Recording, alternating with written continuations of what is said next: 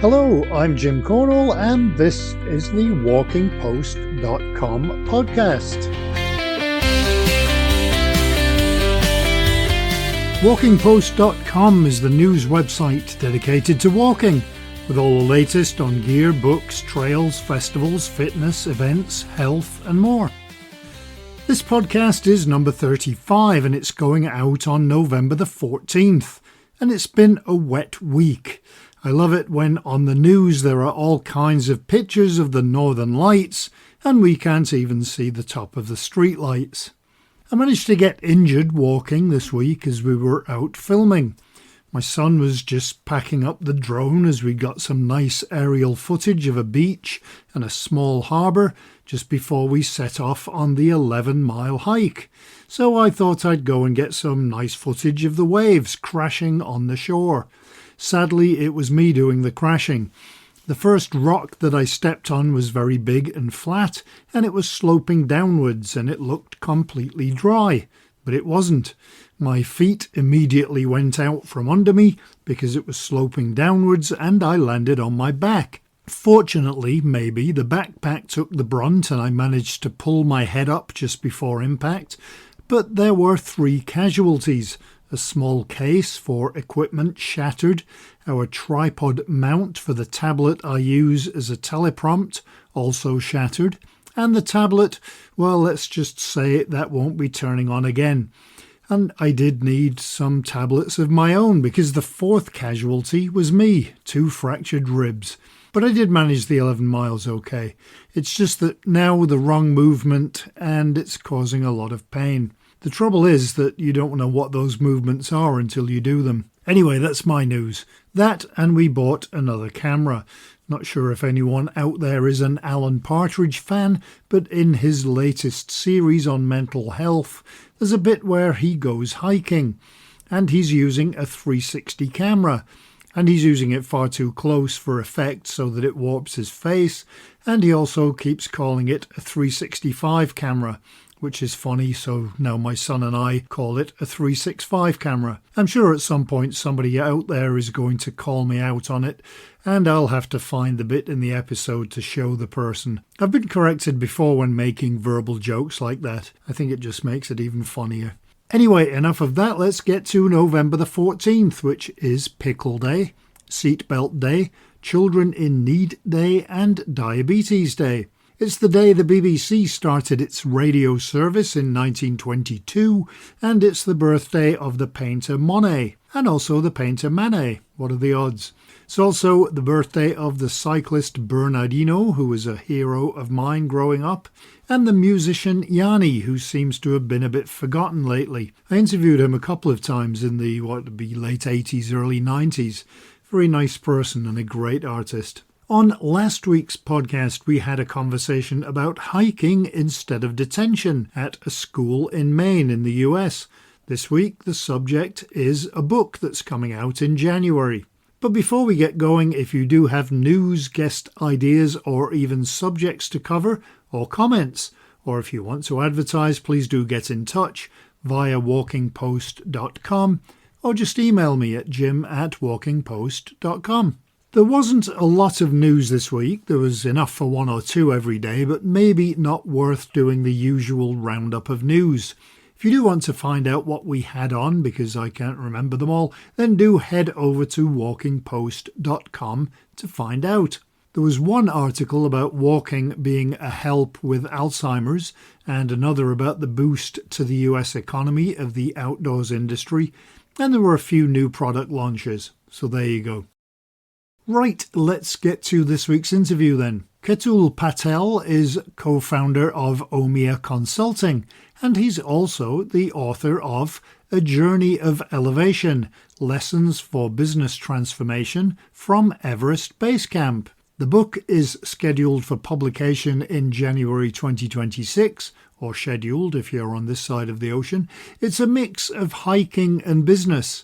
He writes about the journey with hiking to Everest Base Camp and then pivots this into business management and how to transform businesses. I had the chance to catch up with Ketul recently to talk about the book and the hike. Yeah, could you tell me about your Sure. business, the business side of things before we start talking about walking and the book? Absolutely. I'm a president of OMIIA Consulting, and we specialize in supply chain and business transformations and help small to mid-sized businesses to turn around their portfolios and for any channel penetration or market penetration, launching new products, or actually revamping their supply chain.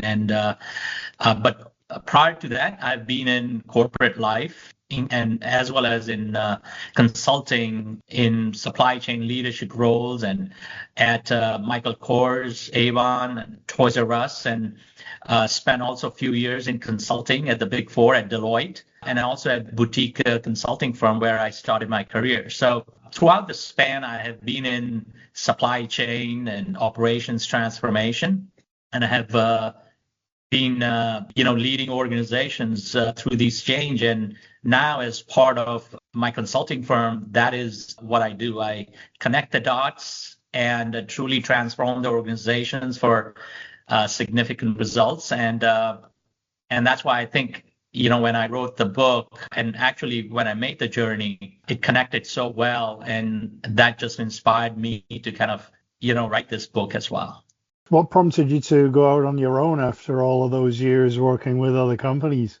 Yeah, I was at a point where I felt that because of my unique kind of places that I was at, right, and I'd taken organizations through transformations, as well as I also worked on the other side with the consulting firms and large consulting firms to kind of deliver that value. And I felt that at this stage of my career, would love to kind of take on this challenge where I felt that probably my clients would probably benefit more with the complete end-to-end thinking that I can bring to them at a different scale, if you will. One thing led to another, and here I am. And certainly, I think this is where I'm enjoying the most, taking the helm of your own, being in control of your destiny. I think, as well as I think, focus on the customer. Could you tell me the idea of coming up with the book? Was it that you had the idea for the book first, or was it that you were going to go and do this walk anyway, or how did that all come together?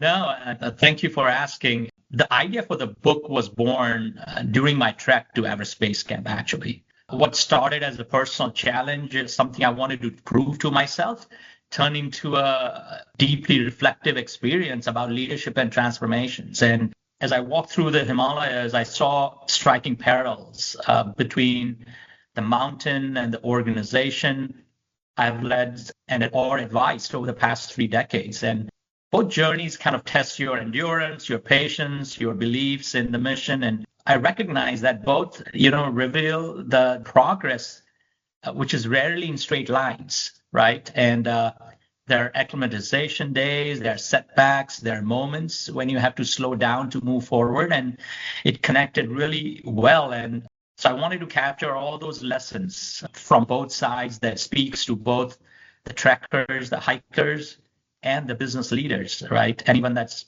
facing that challenge and that seems, larger than themselves. And that's what led me to write the book. And my hope is that it is not just a story of adventure, but a framework for resiliency and perseverance, and whether it be professionally, spiritually, or personally.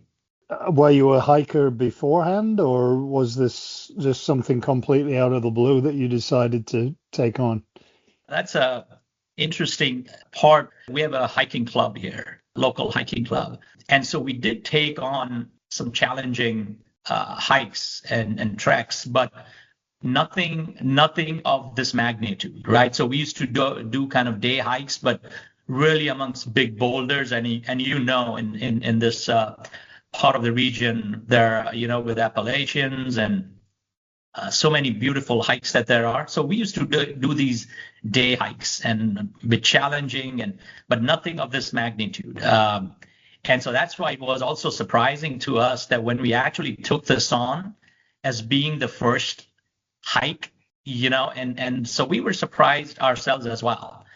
And because normally people would kind of take, probably 14,000ers or so and do a couple of those, and then probably do some others at 15,000, and then probably venture out to do the Everest Base Camp. But we're so glad that, we had prepared well. We had a really good kind of support structure around us, and something I write in the book as well. And all of us kind of made it all the way to the top. I mean, you don't just kind of do lots of hikes around New Jersey and the surrounding areas and the Appalachians and then wake up one morning and say, I know, let's go do Everest. I mean, how Yes. did that come about?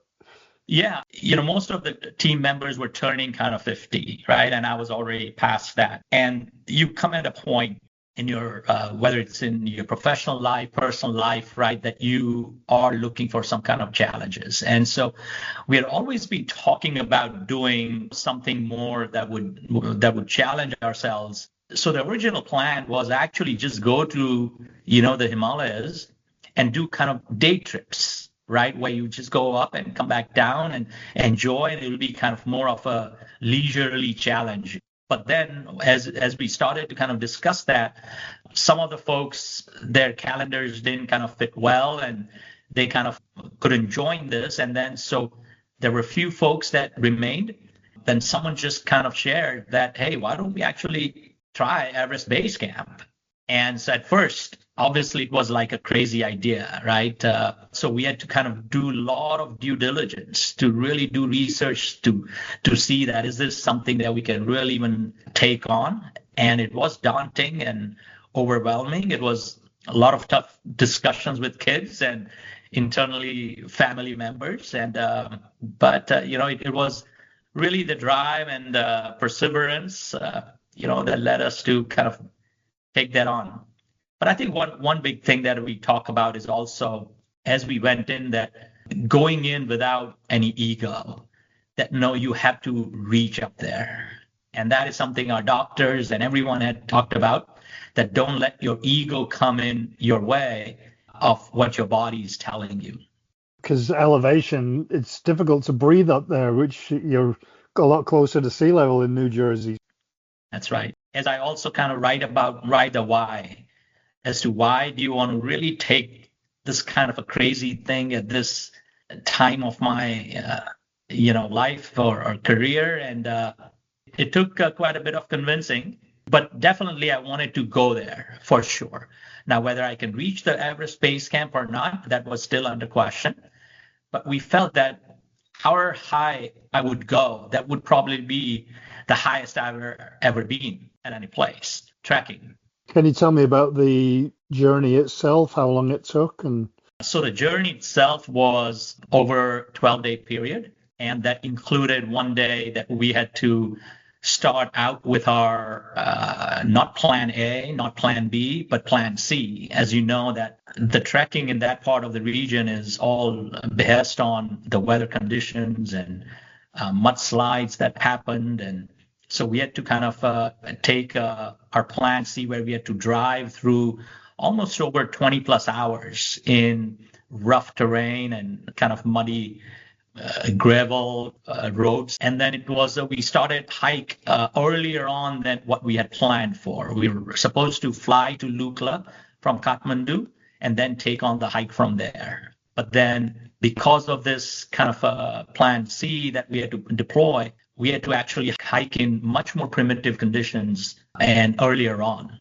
And so overall, it was almost about 10 days of hike, and then a day for coming back, and then a day to kind of drive up there. What kind of distances were you covering each day? Overall, we covered almost about 115 kilometers or so. Every day, it was about, on average, I would say about 6 to 8 hours of trekking. And then at different points, we started out somewhere around, I would say, about 8,000 feet. And obviously elevated all the way to about 17,500 or so. That's where the Everest Base Camp is. And even these 10 days included kind of 2 days for acclimatization stops. But even those days, you don't just relax, right? You kind of go up and then come back down to kind of test your bodies. That will you be able to take on that 700, 800 foot of elevation gain, which is at a crucial time. So one was around 10,000 feet, and another one was somewhere closer to about 14, 15,000. What did you do for food? Do you have to carry that with you, or are there staging places along the way where you eat?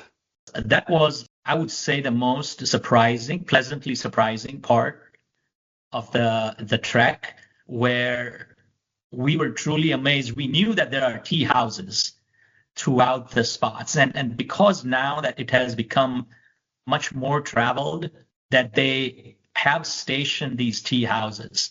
And obviously, as you start going further up from Namche Bazaar, which is around 10,000 feet, it gets thinner and thinner, right? So there are only few tea houses as opposed to earlier on when there's many more trekkers. And the tea houses had a really good protein-filled diet that they used to offer with the soups and the garlic soups and very proteinous meals. And they knew that these are the things that would help the trekkers kind of make it all the way up there. And so that was a very pleasant surprise. And so food-wise, we never felt any challenges, apart from obviously as you start gaining elevation and go further up at the altitude, your appetite kind of tends to drop significantly, right? But you have to keep on forcing yourself to be hydrated as well as eating so that you continue to have that energy to kind of make it through. Are there lots of people doing this trail? I mean, when you're walking, are you seeing other people, or did you not see anybody for days? I think we did see a few trekkers, on our way, but it was, I think, up to Namche Bazaar, which is kind of where 10,000 feet, where I would think that most of the folks would feel a bit more comfortable. After that, we certainly saw it thinning out considerably. Because it's beyond that point, the weather pattern changes, right? It starts to get really cold with very thin air. And that's when you really see the serious trekkers kind of wanting to go all the way, kind of make it there. What was your process for recording things? Because obviously if you've decided to do a book, then you want to be in a position where you've recorded everything and you can remember it easily. No, so it wasn't the time until I kind of was on a flight coming back, from Kathmandu, and I'd taken a stop in India. And as I was coming back, that is when it was the first time I just felt that at first I didn't know whether it was going to be a book or it was just going to be a blog or it was going to be an article or something, but I wanted to share my experiences and how it connected well. So I just started to kind of put down on my iPhone in notes just any thoughts that came to me for each of the days, and that's how it started. So it was really on the way back that I seriously started to kind of pen down my thoughts and ideas. And how did you decide on the format of the book? Because with something like this, it's very easy to, okay, you're talking about hiking, but you're also talking about business. It's easy to kind of mash it all up as one and jump around a lot. How did you decide that you were going to do it the way that you did it, which is sort of a brief bit on hiking and then a longer piece on business? Yeah, that was probably the most trickiest part. So as I started to kind of write, the first thing was that I just wanted to first lay out my 12-day of the journey. And that's why in the book, I kind of go day by day to kind of truly give that experience to the trackers, right? Whether they be novice trackers like us that we were going up there, or even experienced ones, to kind of give them a feel of what a day looks like. So that's where I started to first put down all my thoughts around, do I remember all the things and all the experiences? And once I put those down, that's when I started to kind of understand that what were the things that helped us make it through that day. And then eventually, right, so you're going through the trees, and then eventually you're looking at the forest from up above. And it kind of gives you a very different perspective and brings the humility and thinks about the perseverance and everything that I write about in the book. And then, so it was going back and then reflecting back on my experiences of 30 years, what were different incidences that I kind of came across. So on one side, I had to pen down my 12 days of my trekking. And then on the other side, after that was done, I started to think about my 30 years and what were those specific instances that I could relate to. And that's what it took me to kind of go back in time and start jotting that down and then connecting appropriately as to what elements of leadership that were brought out during my trek, and then mimicking that or relating that, the parallels with what I went through. So it was quite an experience on itself. If you were to describe your book to somebody, would you describe it as a hiking book that helps business people, or is it a business book using hiking as a tool for examples? That's the beauty of it. I would say it's both. And that's why in the book, we also kind of put down, right, different glyphs that gives an indication that now you are talking, obviously by reading it, you can also tell, but then it also gives you an indication that now you're talking about the hiking part, the trekking part of it. And then now you're talking about the business transformation. So that's the unique thing about the book is for the true trekkers who may not have been in that kind of a corporate business environment, they can also relate to the book very well. And then also the adventurous in the corporate world, or even, business leaders that want to go through transformation, but then how to kind of go about the transformation is something that they can relate to this as well in a more lighter way, if you will. Because that was another thing, right? That there are many, many books written on only transformations, business transformations. And then also there are quite a few books on the tracking guides, if you will. That's what I wanted to kind of bring about, not to make it just a regular book on the shelf somewhere. Was it clear to you as you were writing it how they connected, or did you have to tailor the experiences according to the hike, or was it was obvious the parts of business that applied? No, this went through a gazillion iterations. And one of the things that even my publisher had shared is that, yes, you want to write and tell so many things you may feel, but do the audience want to hear or read? So there were a lot of editing, a lot of iterations that I had to go through to kind of make it much more connecting. And then also, I think what helped as well is the pictures. The book has almost 30 pictures in there, and that also makes it much more livelier and keeps it engaging for the readers, right? As if they feel that they are there. And that's what I wanted to also provide, that kind of experience as well. And although pictures can't tell, what I really went through, but at least it may help connect a little bit, right, to the folks who have not been there. When does the book come out? It's already on pre-order now on Amazon and Barnes & Noble and a few other places, but the launch date is set for January 20th.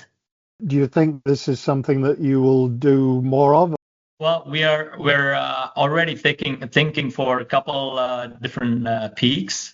But we'll see as to when that happens, whether it's in 26 or 27. But yes, it is in works. All right. Will it be the same kind of principle? It'll be business and walking, or have you decided yet? That will be just for me kind of going in that region. One of the places is, we're thinking is in Argentina, Aconcagua, or actually there are really other trails in the Himalayas as well that I really want to kind of take on as well. The mountains call you back once you are up there. I feel that there's a call happening. So that'll just be for the walking then? It's not necessarily going to be a book? No, nothing that I've thought of right now, but that does not mean that there isn't another book in the making, but we'll see. Well, those are really the only questions that I had for you. Is there anything that you wanted to mention about the either the hiking or the connection to business that we haven't talked about? For the listeners here, one thing I would share is it'll be great to create your own base camp moments as pauses in kind of daily life to recalibrate and reset and kind of reemerge with intention, which is what I went through. And it just provided just a deep understanding of, the perseverance and which I felt before was, I thought perseverance was about grit, that you are just pushing through deadlines and you're kind of outlasting the competition and solving problems. But really this experience gave me a new meaning on perseverance, which is every breath feels borrowed at some point as you are up there. And the progress isn't about speed, but it's about rhythm. And it's a deliberate thinking, humility, and gratitude that you appreciate up in the mountains with the locals around you. And so definitely create your own base camp moments. When you got to the base camp, did you look at Everest and think we should do the whole thing, or was that just we're done now? No, at that point, I think we were ready, because it's funny you ask, because the next day we're supposed to go early morning to Kalapathar, as they call it there, which is another hike, but it's much more strenuous, steep hike that allows you to see Everest, at a much higher altitude. And it almost gives you a feel that you are right in line of Everest, just from vision standpoint. But we couldn't muster to take that on the next day morning. It was like, all the 11 days of that trek and going through different terrains and weather patterns and exhaustion and frustration and everything that may have built because of different reasons was just giving out at that point.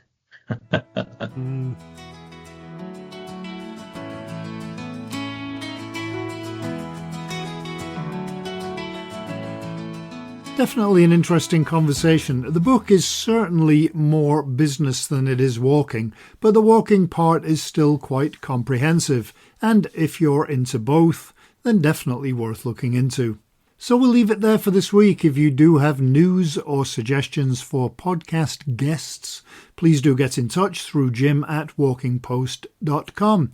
I'm always looking for guests, whether it's a new trail, a new book, new equipment, or maybe somebody that's done an amazing walk somewhere. It's always nice to chat.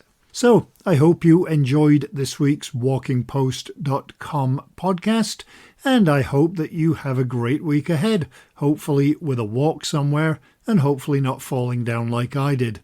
So until next time, happy trails. Walking Post from walkingpost.com is an Air Coastal Media Limited production.